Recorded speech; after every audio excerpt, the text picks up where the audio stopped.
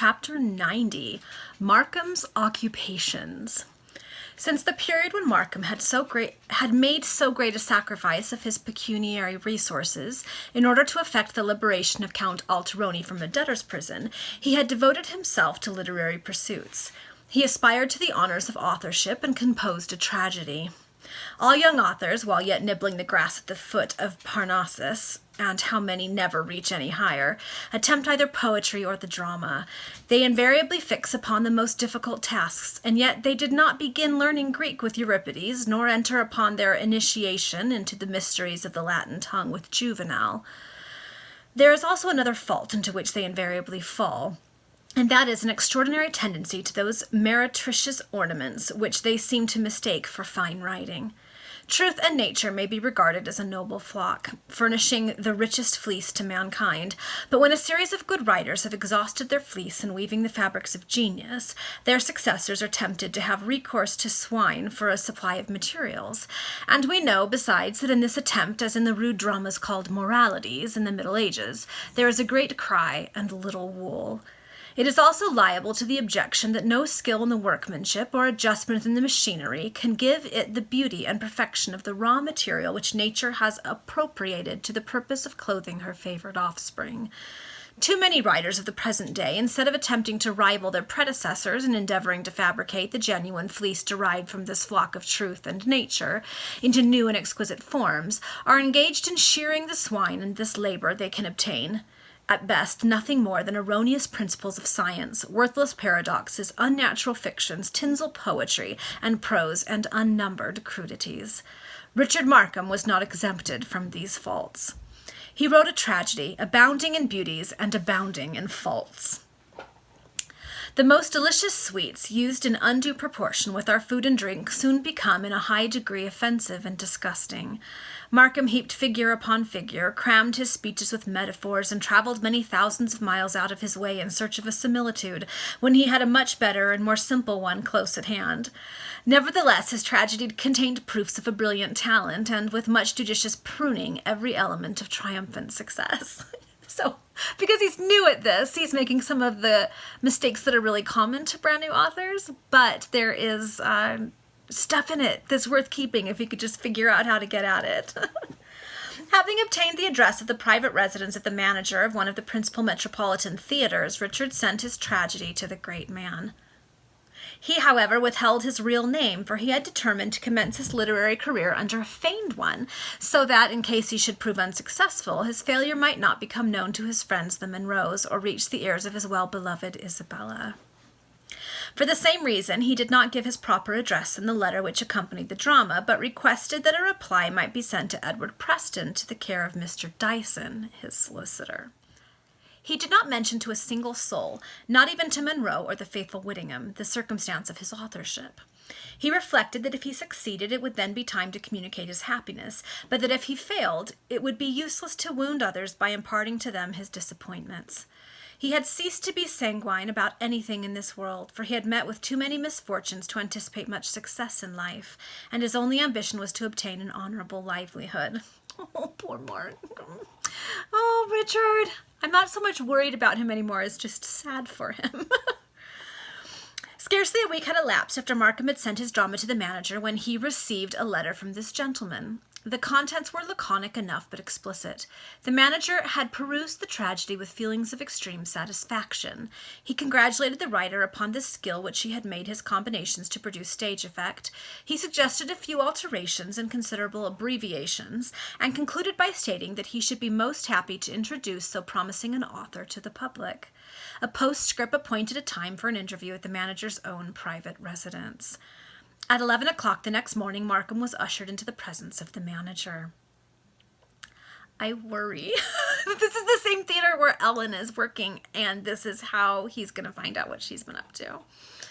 Oh. At 11 o'clock the next morning, Markham was ushered into the presence of the manager. The great man was seated in his study, dressed in a magnificent dressing gown, with a French skull-cap upon his head and red morocco slippers upon his feet.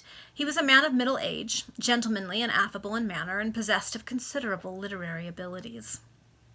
"Sit down, sir, pray sit down," said the manager, when Markham was introduced. "I have perused your tragedy with great attention, and am pleased with it. I am, moreover, perfectly willing to undertake the risk of bringing it out, although tragedy is at a terrible discount nowadays. But first and foremost, we must make arrangements about terms. What price do you put upon your manuscript?" "I have formed no idea upon that subject," replied Markham. "I would rather leave myself entirely in your hands." "Nay, you must know the hope you have entertained in this respect," said the manager. "To tell you the candid truth, this is my first essay," returned Markham, "and I am totally unacquainted with the ordinary value of such labor." "If this be your first essay, sir," said the manager, surveying Markham with some astonishment, "I can only assure you that it is a most promising one. But once again, name your price." "The manner in which you speak to me shows that if I trust to your generosity I shall do no wrong." "Well, Mr. Preston," cried the manager, pleased at this compliment, "I shall use you in an equally liberal manner. You must be informed that you will have certain pecuniary privileges in respect to any provincial theatres at which your piece may be performed, should it prove successful, and you will also have the benefit of the publication of the work in a volume. What, then, should you say if I were to give you 50 guineas for the play, and 5 guineas a night for every time of its performance after the first fortnight?" "I should esteem your offer a very liberal one," answered Richard, overjoyed at the prospect. "In that case the bargain is concluded at once, and without any more words," said the manager. Then, taking a well-filled canvas bag from his desk, he counted down 50 guineas in notes, gold and silver. Markham gave a receipt, and they exchanged undertakings specifying the conditions proposed by the manager. "When do you propose to bring out the piece?" inquired Richard, when this business was concluded. "In about 6 weeks," said the manager. "Shall you have any objection to attending rehearsals, and see that the gentlemen and ladies of the company fully appreciate the spirit of the parts that will be assigned to them?"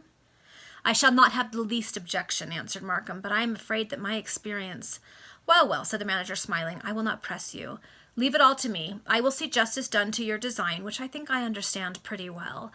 If I want you, I will let you know, and if you do not hear from me, you will see by the advertisements in the newspapers for what night the first representation will be announced."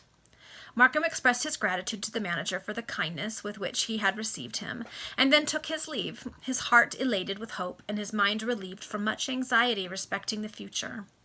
When he left the manager's residence, he repaired to an adjacent tavern to procure some refreshment, and while there, engaged in the discussion of a sandwich and a glass of sherry, he cast his eyes over the Times newspaper. A particular advertisement arrested his attention. A gentleman, a widower, required a daily tutor for his 2 young sons, whom he was desirous of having instructed in Latin, history, drawing, arithmetic, and so forth. The boys were respectively 9 and 11 years old. The advertiser stated that any individual who could himself teach the various branches of education specified would be preferred to a plurality of masters, each proficient only in one particular study. Personal application was to be made between certain hours. The residence of the advertiser was in Kentish Town, and this vicinity to Markham's own abode induced him to think seriously of offering his services. He did not feel disposed to pursue his literary labors until after the representation of his drama, as he was yet unaware of the reception it might experience at the hands of the public. And he was also by no means inclined to remain idle. The occupation of daily tutor in a respectable family appeared congenial to his tastes, and he resolved to proceed forthwith to the residence of Mr. Gregory in Kentish Town. Arrived at the house, he was admitted into the presence of a gentleman of about 50, with a serious and melancholy countenance, prepossessing manners, and a peculiar suavity of voice that gave encouragement to the applicant. Richard told him in a few words that he was once possessed of considerable property, the greater portion of which he had lost through unfortunate speculations of his guardian, and that he was now anxious to turn the excellent education which he had received to some advantage. Mr. Gregory had only lately arrived in London with his family from a very distant part of the country, where he had a house and a small estate. But the recent death of a beloved wife had rendered the scenes of their wedded happiness disagreeable to him, and this was the cause of his removal and his settlement in London. He lived in a very retired manner, and had previously known nothing of Markham, not even his name. He was therefore totally ignorant of Richard's trial and condemnation for forgery. The young man felt the greatest possible inclination to reveal the entire facts to Mr. Gregory, whose amiable manners gave him confidence. But he restrained himself, for it struck him that others were dependent upon him, that he ought not to stand in his own light, and that his innocence of the crime imputed to him, and the consciousness of those upright and honorable intentions which on all occasions filled his breast, were a sufficient extenuation for this silence. Mr. Gregory, who was himself a highly educated man, soon saw that Markham was competent to teach his children all that it was desirable for them to acquire, and he agreed to engage the applicant as his son's tutor. Richard offered to give him a reference to his solicitor, but Mr. Gregory declined to take it, saying, "Your appearance, Mr. Markham, is sufficient." On the following day, Richard entered upon his new avocation. He was engaged to attend at Mr. Gregory's house from 10 till 3 every day. The employment was a pleasant one, and the pecuniary terms were liberal in the extreme. Gustavus and Lionel Gregory were two intelligent and handsome youths, and they soon became greatly attached to their tutor.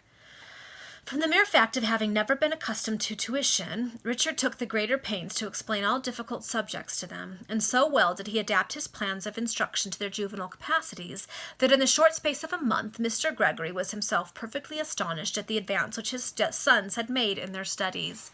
He then determined that the advantage of the tutor's abilities should be extended to his daughters, in respect to drawing, and Miss Mary Ann Gregory was accordingly added to the number of Markham's pupils. Mary Ann was, at the time of which we are writing, 16 years of age, delicate in constitution and of a sweet and amiable disposition. She was an object of peculiar interest to all who knew her. Her long flaxen hair, soft blue eyes, pale countenance, and vermilion lips gave her the appearance of a wax figure, and her light and airy form, flitting ever hither and thither in obedience to the innocent gaiety and vivacity of her disposition, seemed that of some fairy whose destinies belonged not to the common lot of mortals.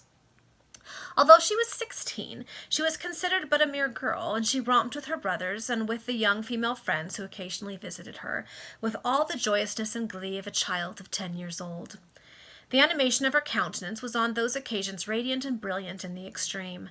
A spectator could have snatched her to his arms and embraced her fondly, not with a single gross desire, not with the shadow of an unhallowed motive, but in the same way as a man who, being a parent himself, is attached to children, suddenly seizes upon a lovely little boy or girl of 2 or 3 years old and covers its cheeks with kisses. Mary Ann was by no means beautiful, not even pretty, and yet there was something altogether unearthly in the whole character and expression of her countenance. It was a face of angelic interest, indicative of a mental amiability and serenity truly divine. Without possessing the ingredients of physical beauty, without regularity of feature or classical formation of head, there was still about her an abstract loveliness, apart from shape and features, which was of itself positive and distinct, and seemed an emanation of mental qualities, infantine joyousness, and winning manners. It produced a sort of atmosphere of light around her, enveloping her as with a halo of innocence. Her face was as pale, as colorless as the finest Parian marble, but also, like the surface of that beautiful material, spotless and devoid of blemish. Her pure forehead was streaked with small azure veins, her lips were thin and of the brightest vermilion, and these hues, placed in contrast with that delicate complexion, gave a sentiment and expression to her countenance altogether peculiar to itself. Her eyes, of a light and yet too positive a blue to be mistaken for gray, were fringed with long dark lashes which imparted to them, ever gay and sparkling as they were, a magic eloquence as powerful as that of the most faultless beauty.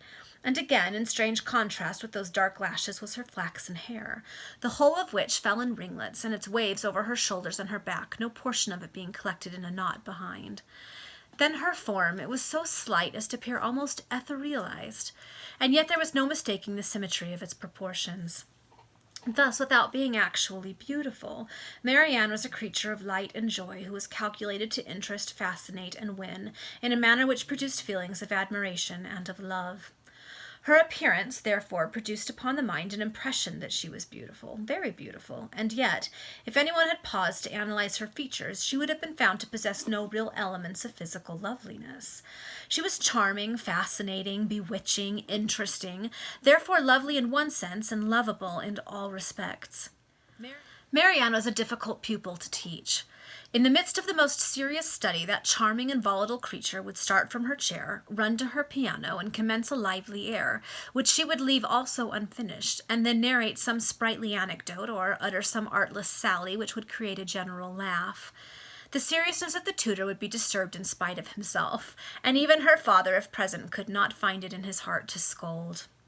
The drawing would at length be resumed, and for half an hour the application of Marianne would be intense. Then away would be flung the pencil, and a new freak must be accomplished before the study could be resumed. Richard could not help liking this volatile but artless and innocent creature, as a man likes his daughter or his sister, and she, on her part, appeared to become greatly attached to her tutor. Although Mr. Gregory followed no profession, being a man of considerable independent property, he was nevertheless much from home, passing his time either at the library of the British Museum or at his club. Richard and Marianne were thus much together, too much for the peace of that innocent and fascinating girl. She speedily conceived a violent passion for her tutor, which he, however, neither perceived nor returned. She was herself unaware of the nature of her own feelings towards him, and hers was an attachment which could only be revealed to herself by some accident, which might excite her jealousy or awaken her grief. One morning, before the usual lessons of the day commenced, Mr. Gregory entered the study, and addressing himself to Markham, said, "We may now give the young people a holiday for a short time. Proper relaxation is as necessary to their bodily welfare as education to their mental well-being. We will suspend their studies for a month, if you be agreeable, Mr. Markham. I shall, however, be always pleased to see you as often as you choose to call during that interval, and every Sunday, at all events, we shall expect the pleasure of your company to dinner as well." "What?" cried Marianne. "Is Mr. Markham to discontinue his daily visits for a whole month?" "Certainly, my dear," said her father. "Mr. Markham requires a holiday as well as you."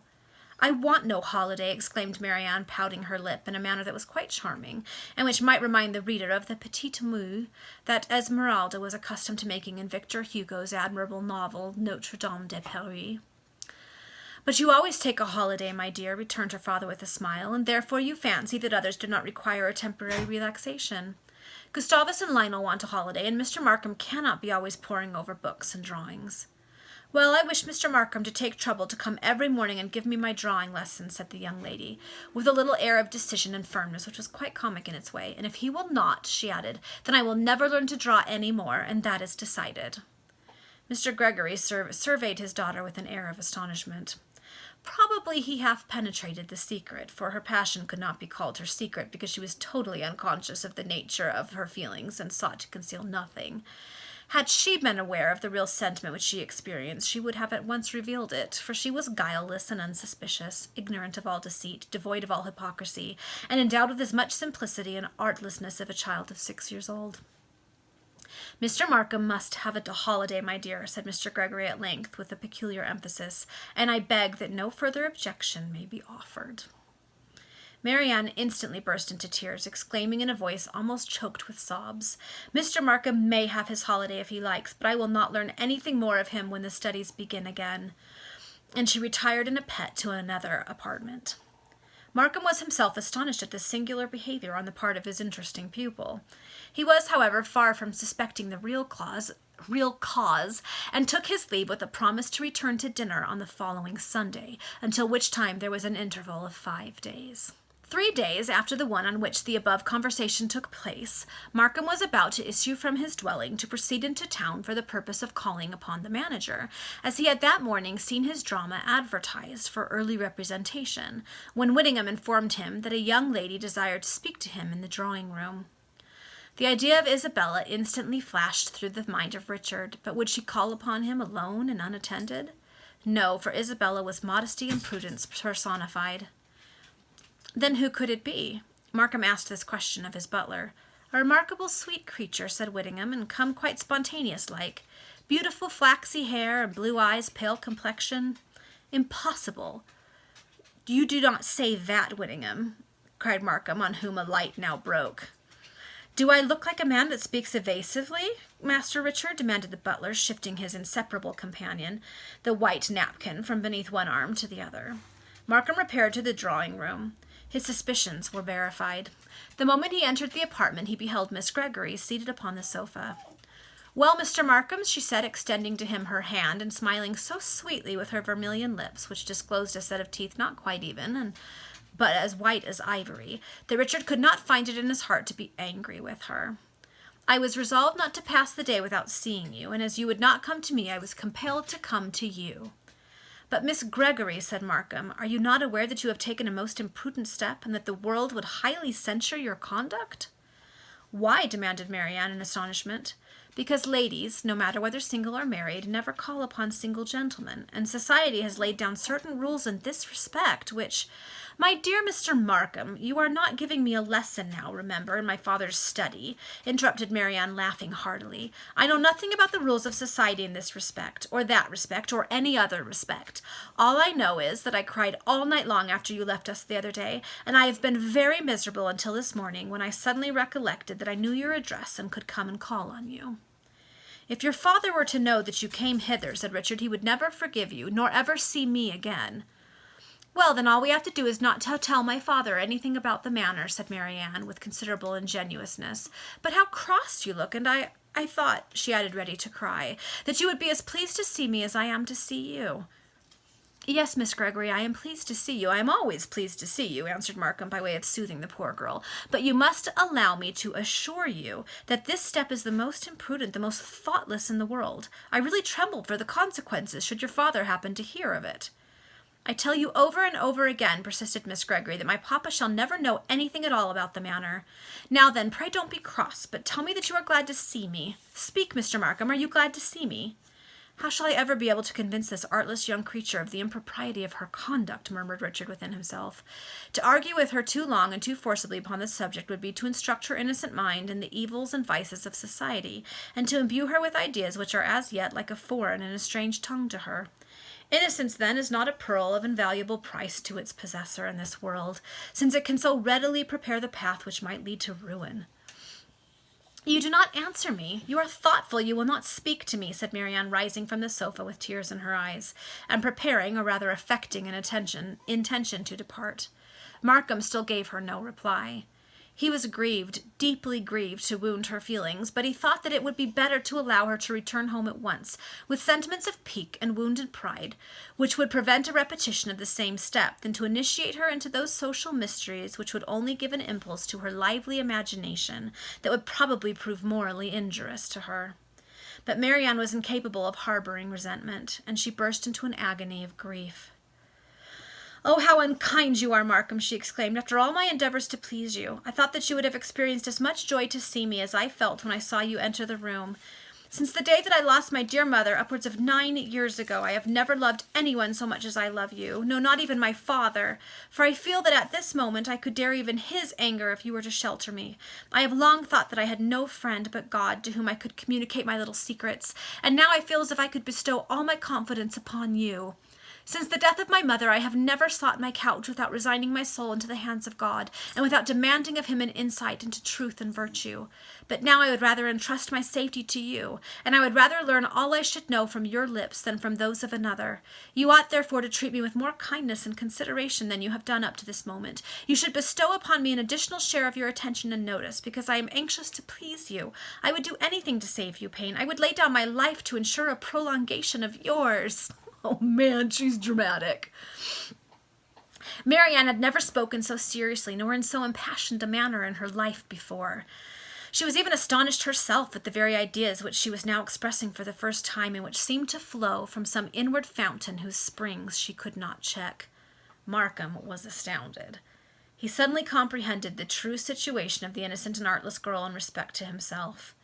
A pang shot through his heart when he considered the impossibility of her happiness after being insured by his means, and he thought within himself, "Alas, poor child, she does not rightly comprehend the state of her own mind." But how could this love of hers be stifled? How could that passion be suppressed? All the remedies yet essayed to quench and annihilate love have changed into poisons. Even violent and unexpected lessons will not always make the heart reflect. The more The more one bends, the heavier becomes the yoke. The more a man employs an unjust force, the more will injustice become necessary to his views. No one should attempt to exercise tyranny upon proud souls, for he will readily learn that it is not easy to triumph over and trample on a noble love. Error succeeds error, outrage follows upon outrage, and bitterness increases like a torrent whose embankments have given way. Who can define the termination of those ravages? Will not the tender and affectionate woman, whose love man may endeavor to stifle by coldness or neglect, perish in the ruin? She will succumb to tears and to devouring cares, even while the love which she cherishes still perseveres all its vigor, and loses nothing of its ardor through intense suffering. Markham knew not how to reply to this affectionate girl, whose spirit he dared not break by his unkindness, whose passion he could not return because his heart was devoted to another, and whose mind he was afraid to enlighten with regard to those social duties which originated in reasons and motives totally unknown to her. "Mr. Markham," said Marianne, wiping away her tears, "tell me that you are not angry with me for calling, and as you say it is not right, I will never come again." "Angry with you, Miss Gregory, I cannot be," exclaimed Markham, "but I ought to tell you that you must not give way to the feelings of preference towards me." "Oh, I suppose that the rules of society also prevent a single lady from liking a single gentleman," interrupted Marianne pettishly. "No rules can control volition, Miss Gregory," said Richard, cruelly embarrassed how to explain himself to the young lady. "But if you tell me that you prefer me to your father—" "And so I do," exclaimed Marianne quickly. "Then you are wrong," returned Markham. "Wrong indeed, and yet you have just told me that no rules can control volition." "True, but we must endeavor to conquer those feelings. You say that you like me. Suppose that we were never to meet again. Would you not then learn to forget that you ever knew such a being?" "Impossible! Never, never!" cried Marianne enthusiastically. "I am always thinking of you. But the time must come some day or another, whether now or a year or 10 years hence, when we must cease to meet. I may be married, or you yourself may marry." "Married?" cried Marianne. "Do you think of marrying, then, Markham?" "I am certainly attached to a young lady," replied Richard, "but there are circumstances which—" "You are attached to a young lady? Is she beautiful? Very beautiful?" "Very beautiful," answered Richard. Marianne remained silent for some moments. She appeared to reflect profoundly. A sudden glow of animation flushed her cheek. Was it a light that dawned upon her soul? Richard certainly hoped so. "Yeah, we all hope so, Richard." "Mr. Markham," said Marianne, rising from her seat, and speaking in a tone so serious that Richard could scarcely believe he was now listening to the once volatile, sprightly, thoughtless, and playful creature he had known. "Mr. Markham, I have to apologize most sincerely for the trouble I have given you, and the intrusion of which I have been guilty. A veil has suddenly fallen from my eyes, and I now comprehend the impropriety of my conduct. Ah, I see what you mean by the laws of society. But God, and you also, Mr. Markham, well know the innocence of my motives in calling this morning upon you, and if my friendship for you has betrayed me into error, I beseech you to forget that such a scene has ever taken place." She shook hands with Richard with her usual cordiality and warmth, and then took her departure, no longer skipping like the young fawn, but with steady and measured pace. And still that young girl did not dream that love had influenced her conduct. She continued to believe that the sentiment she experienced was one of friendship. The idea of Richard's marriage with another had only enlightened her in respect to those laws which, as social and sympathetic beings, we have conventionally enacted. On the ensuing Sunday, Markham dined according to engagement with Mr. Gregory. Marianne was present, and striking was the change which had taken place in her. Her manners were no longer gay, joyous, confiding, and full of animation. As sickness chases from the cheeks the flush of hoyden health, so had a new sentiment banished that sprightliness of disposition and that liveliness of temperament which so lately had characterized this child of nature. Love, then, is omnipotent, if he can effect such changes as these. Alas, love can work so much for our unhappiness, but little for our felicity.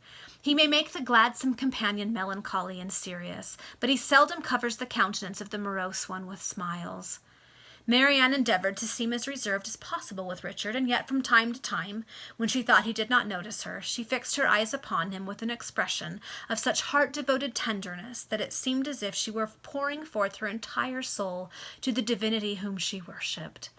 In the grotesque and colossal sculptures and the mountainous architectural piles, we seem to behold the products of an imagination struggling with conceptions too vast for its compass, and hence endeavoring to make some approximation to the reality by heaping up the irregular and huge invisible forms. And thus did the tortured and embarrassed mind of this poor girl, unacquainted with the precise nature of the sentiment it cherished, maintain a conflict with the feelings which oppressed it, and offer up an idolatry of its own invention to the object of its unbounded veneration. Mr. Gregory could not but perceive this change in his daughter's behavior, and he was more or less at a loss to conceive the cause. He had entertained for a few days previously a faint suspicion that Marianne had peradventure formed an attachment, which would thus account for her altered demeanor. For since her call upon Markham had her manners changed, but the good-hearted father was still loth to believe that his daughter's young heart had been smitten, for the simple reason that he did not wish it to be so. Oh, he probably can't bring himself to acknowledge that she's growing up. Although he respected Markham, he was like all parents who, possessing fortunes themselves, are anxious that the suitors for their daughters' hands should also be enabled to produce a modicum of this world's lucre. He was therefore unwilling to admit in his own mind the conviction that his suspicion was well-founded. Okay, so his objection isn't that she's his little girl, it's that Richard is poor, and he wants her to marry better than that. He fancied that the change of scene or amusement would probably operate favorably upon his daughter's mind and bring her spirits back to their proper tone. And in this resolution he was confirmed, when in the course of that Sunday evening he saw the confirmation of his suspicion. He could no longer doubt. 1,000 little incidents proved to him the attachment of his daughter to Richard Markham, and his quick glance convinced him that she was not loved by her tutor in return.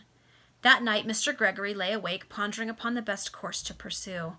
At one moment he thought of communicating to Markham the state of his daughter's heart, for he could not suppose that Richard was aware of the passion of which he was the object, and permitting the young couple to look upon each other as destined to be one day united. At another moment he imagined that it would be better to allow things to take their chance for a short time, and thereby ascertain whether the attachment gained ground on the part of his daughter, and whether it would become mutual, for he was entirely ignorant of Markham's love for another. And at length he resolved upon dispensing with the services of Richard, and trusting to time to eradicate the seeds of the unfortunate passion from the heart of Marianne. This plan Mr. Gregory put into execution in the course of a few days, indeed the very next time that Richard called at his house. Mr. Markham, said the father, I deeply regret that certain circumstances, which it is not necessary for me to explain to you, compel me to dispense with your further attendance upon my children. I hope, said Markham, that I have given you no cause. Not at all, not in the least, interrupted Mr. Gregory, shaking Richard cordially by the hand. Then in a serious tone he added, My daughter's health requires rest, repose, and quiet. I shall see no visitors for some time. Markham was satisfied. Mr. Gregory had heard nothing prejudicial to his character, but he had evidently penetrated into the state of Marianne's feelings. Richard was delighted to be thus dismissed from a house where his presence was only calculated to destroy more profoundly the peace of one of its inmates.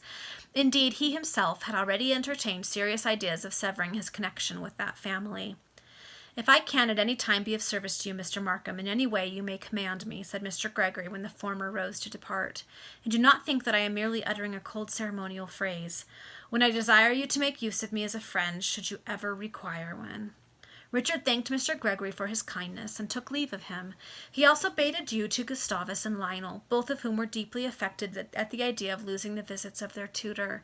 But Marianne had been purposely sent to pass a few days with some friends in the country. Okay, that's the end of that chapter. That was a long one. So Richard has written a play, which is going to be produced at what I suspect is the theater Ellen dances at. So that may end up revealing her secret. He was a tutor for a little while, but then the girl of the family kind of fell in love with him, and so now he's not a tutor anymore. And I suspect that's going to play into all of this. I don't think the author would have written such a long chapter about that if it doesn't ever come back up again. All right, we'll see you for the next chapter.